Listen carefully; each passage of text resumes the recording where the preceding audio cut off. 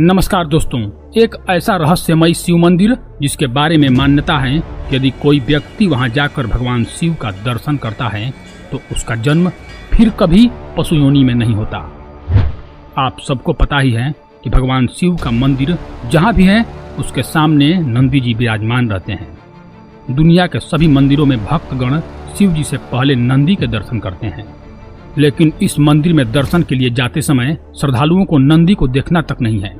हाँ, शिव जी का दर्शन करने के बाद ही नंदी को देखना है। आखिर कौन सा वह मंदिर है और क्या रहस्य है इस मंदिर का? आखिर क्यों इस मंदिर में शिव जी से पहले नंदी देव का दर्शन करना मना किया गया है? मैं इस वीडियो के माध्यम से भगवान शिव के इस मंदिर का पूरा रहस्य बताने वाला हूँ। दोस्तों, नेपाल का प्राचीन इतिहास सनातन संस्कृति का धरोहर है।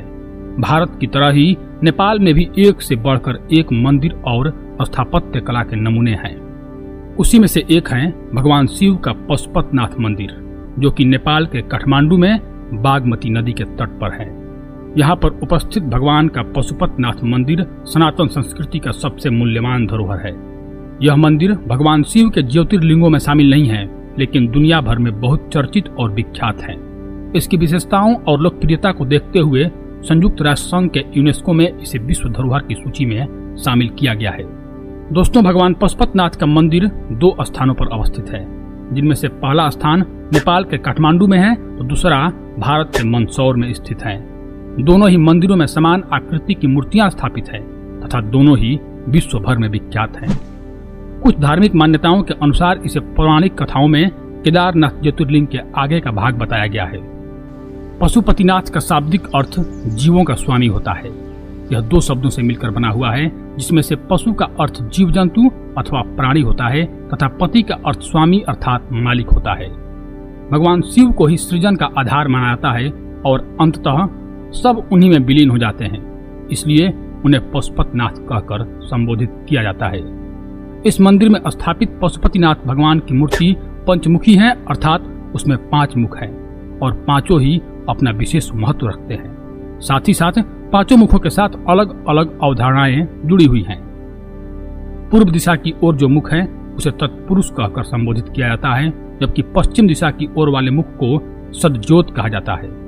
इस मंदिर में विशेषकर इसी मुख की पूजा होती है।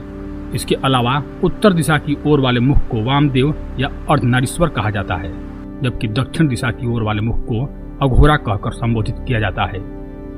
इनका जो मुख ऊपर की ओर है उसे ईशान मुख कहते हैं। इस मुख को सबसे उत्तम मुख कहा गया है। दोस्तों, पशुपतिनाथ मंदिर की पहली कथा पांडवों से जुड़ी हुई है।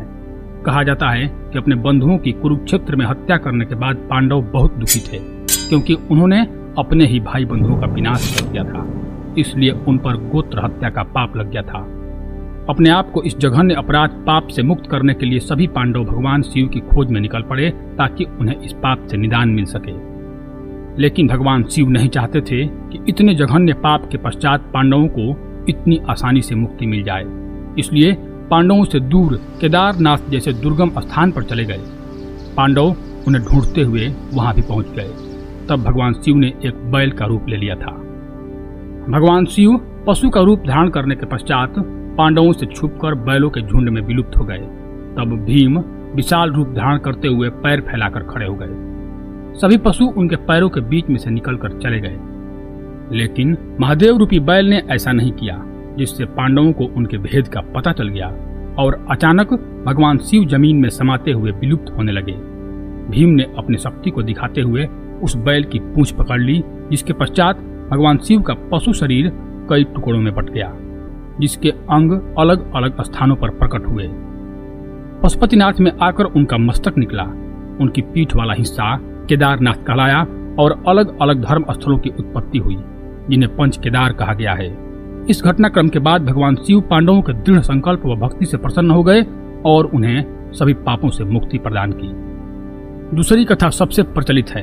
कहा जाता है कि एक बार भगवान शिव अपना धाम छोड़कर भ्रमण को निकले थे।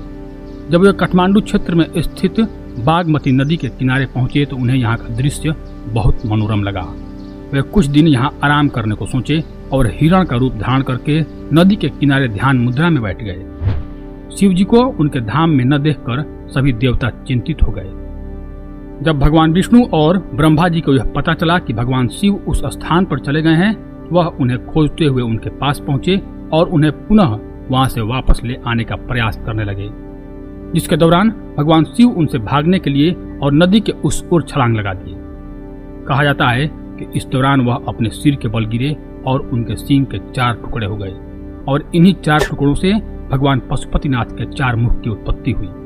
कहा जाता है कि इस मंदिर का उद्गम वेदों की रचना के पूर्व ही हो गया था। कारण है कि इस मंदिर के निर्माण संबंधी कोई प्रमाणिक दस्तावेज उपलब्ध नहीं है। इस मंदिर का निर्माण सोमदेव राजवंश के पशुप्रेक्ष ने 3री सदी ईसा पूर्व में कराया था, किंतु उपलब्ध ऐतिहासिक दस्तावेज 13वीं शताब्दी के बताते हैं। पशुपतिनाथ मंदिर के बाहर आर्य नामक एक घाट है। इस पवित्र घाट का पानी ही मंदिर में ले जाया जाता है। अन्य किसी पानी को मंदिर में लेकर जाने की अनुमति नहीं है। भगवान शिव के इस पवित्र लिंग के बारे में एक और जनश्रुति यह भी है कि इसमें पारस पत्थर के गुण समाहित है, अर्थात यहाँ लोहे को सोने में बदला जा सकता है। इस मंदिर का सबसे खास बात यह है, जो व्यक्ति भगवान शिव से पहले नंदी जी का दर्शन करता है तो उसे अगले जन्म में पशु योनि ही मिलती है। इसलिए इस मंदिर में भगवान शिव के दर्शन से पहले नंदी का दर्शन करने से मना किया जाता है। इस मंदिर का जो स्वरूप हम आज देख रहे हैं उसे 1697 ईस्वी में नेपाल नरेश भूपतेंद्र मल द्वारा प्रदान किया गया था। यह पशुपतिनाथ मंदिर बाहरी आक्रांताओं द्वारा कई बार क्षतिग्रस्त और नष्ट किया गया, लेकिन समय समय पर नरेशों द्वारा इसका जीर्णोद्धार कराया गया है। अप्रैल वर्ष 2015 में एक भीषण भूकंप से यहाँ की मुख्य इमारतों को क्षति पहुंची थी, लेकिन इसके मुख्य मंदिर को कोई नुकसान नहीं हुआ, जो एक चमत्कार से कम नहीं है। तो दोस्तों, यह था पशुपतिनाथ मंदिर का महिमा। धन्यवाद दोस्तों। यदि आपको यह जानकारी अच्छी लगी हो तो कृपया हमारे चैनल को सब्सक्राइब कर दें। धन्यवाद। और अंत में हर हर महादेव लिखना नहीं भूलें। हर हर महादेव।